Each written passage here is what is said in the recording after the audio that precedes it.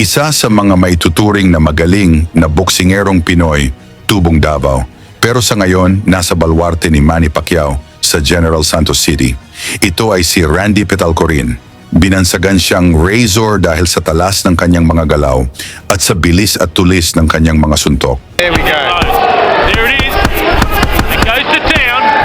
Matapos ang 17 sunod-sunod na panalo, sumikat si Petalcorin sa mga laban niya sa Australia at China. His left hand straight into him. And no offense provided back from Sigmanis. Kung saan kinuha niya ang titulong WBA World Light Flyweight Champion.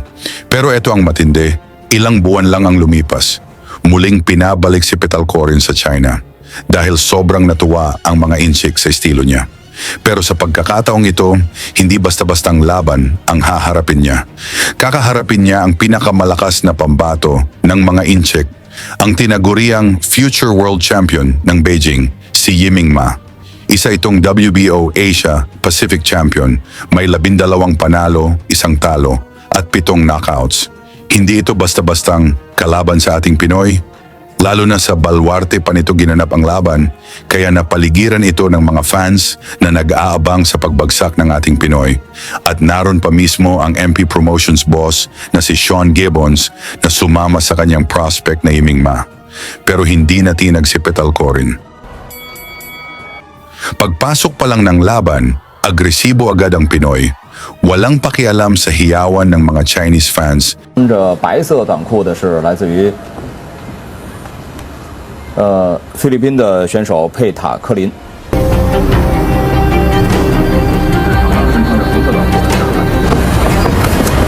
这个佩塔科林的外号叫 Razor， 就是剃刀的意思。看他的出拳确实相当的锋利啊。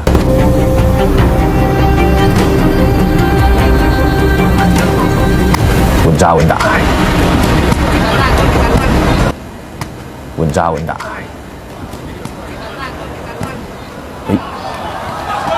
At sa unang bugso pa lang, bagsak agad si Yiming Ma.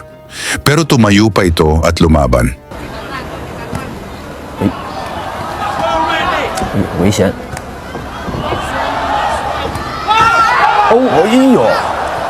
Lumaban siya ng sabayan ng inchik, gustong bumawi kay kabayan.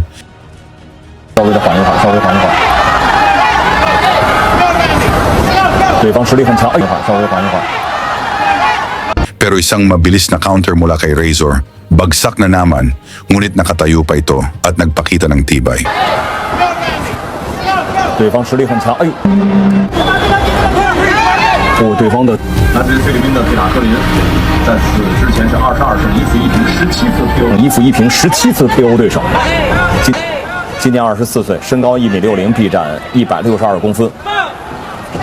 马一鸣处于劣势，这样非常不妙，他应该想办法搂抱对手来缓解一下，不要再对轰了。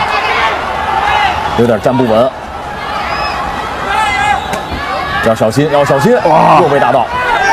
3次击。 Isa pang malupit na kaliwa ni Petalcorin at tuluyan ng pinatigil ng referee ang laban. Sa harap ng kanilang sariling crowd, napaiyak ang mga Chinese fans at si Sean Gibbons, kitang-kita ang lungkot sa kanyang mukha matapos matalo ang kanyang future world champ. Sa inyo namang masabi sa laban, pag-usapan natin yan sa baba at huwag kalimutang suportahan ang ating video.